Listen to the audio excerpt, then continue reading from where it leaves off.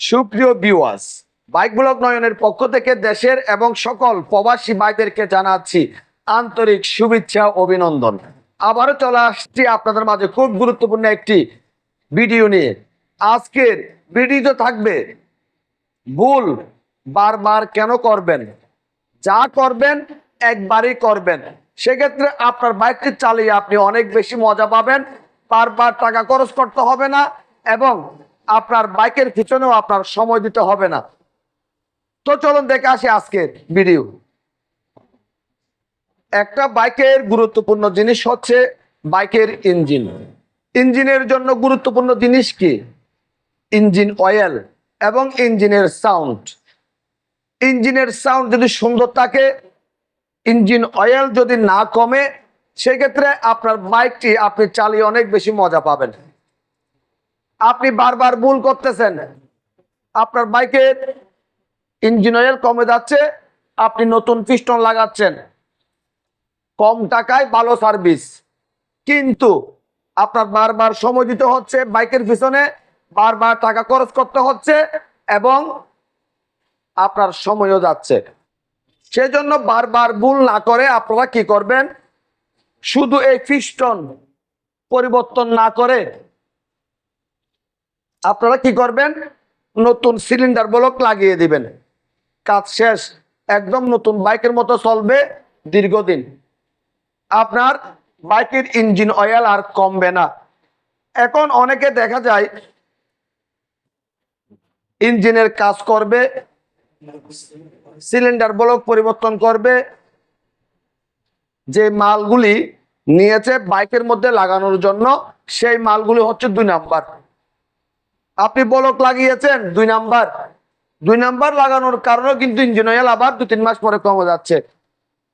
যখনই আপনার বাইকের ইঞ্জিনের কাজ করাবেন বা বাইকের কাজ করাবেন, চেষ্টা করবেন আপনার বাইকের সার্ভিস সেন্টার থেকে পরিবর্তন করার জন্য। অনেকে বলে সার্ভিস সেন্টারে ডাকাতি করে, এখানে ডাকাতি করার কোনো সিস্টেম নেই। কোম্পানি থেকে পার্টসের যে দাম দেওয়া হয়, সেই দামে ডিলার পয়েন্টে পার্টসগুলি বিক্রি করে। আর জিনিসগুলো হচ্ছে বাজাজের, এই যে আপনারা দেখতে পাচ্ছেন বাজাজ জেনুইন পার্টস। বাজাজের জেনুইন পার্টস আপনার বাইকের মধ্যে আপনি লাগাবেন, দাম বেশি হবে। সার্ভিস সেন্টার আপনাদের সাথে ডাকাতি জীবনেও করতেছে না, এটা আপনাদের ভুল ধারণা। কোম্পানি থেকে যে দামটা দেওয়া হয় সেই দামে পার্টসগুলি বিক্রি হয়। আপনারা কি করবেন, সিলিন্ডার ব্লক আপনার বাইকের সার্ভিস সেন্টার থেকে লাগিয়ে নেবেন। সেক্ষেত্রে ইঞ্জিন অয়েল আর কমবে না, বাইক চালিয়ে অনেক বেশি শান্তি পাবেন। এবার আসি ইঞ্জিনের সাউন্ড নিয়ে। ইঞ্জিনের সাউন্ড যখন খারাপ হয়, সেক্ষেত্রে আমাদের কোন বিষয়গুলো চেক করতে হবে? সর্বপ্রথম আমরা টেপিট অ্যাডজাস্ট করব, ভালো মানের ইঞ্জিন অয়েল ব্যবহার করব।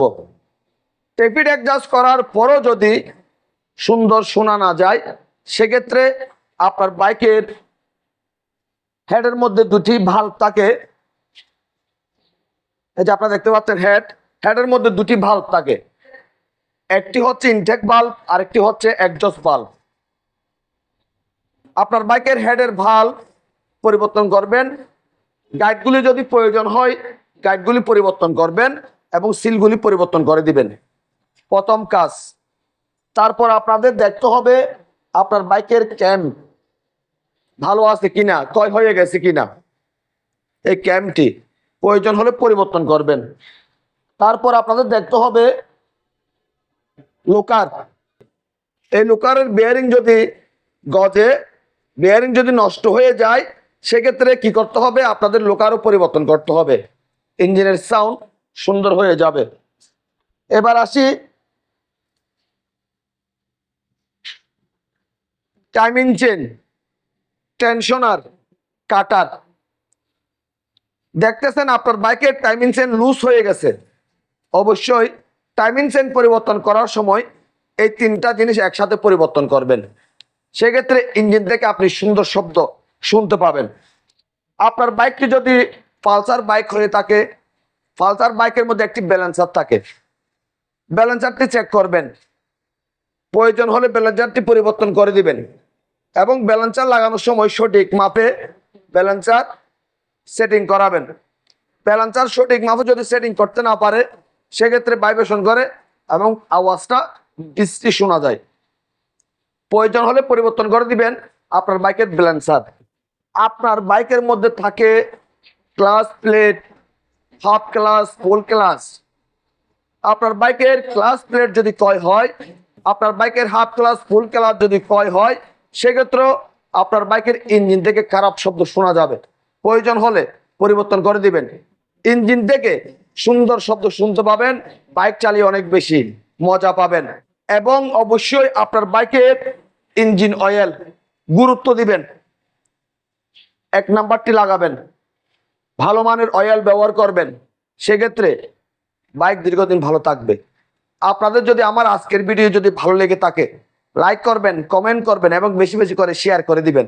আর আমাদের এই ছোট্ট পরিবারটি সামনের দিকে এগিয়ে যাওয়ার জন্য সুযোগ করে দিবেন। সবাইকে অনেক অনেক ধন্যবাদ জানিয়ে আজকের মতো বিদায় নিলাম।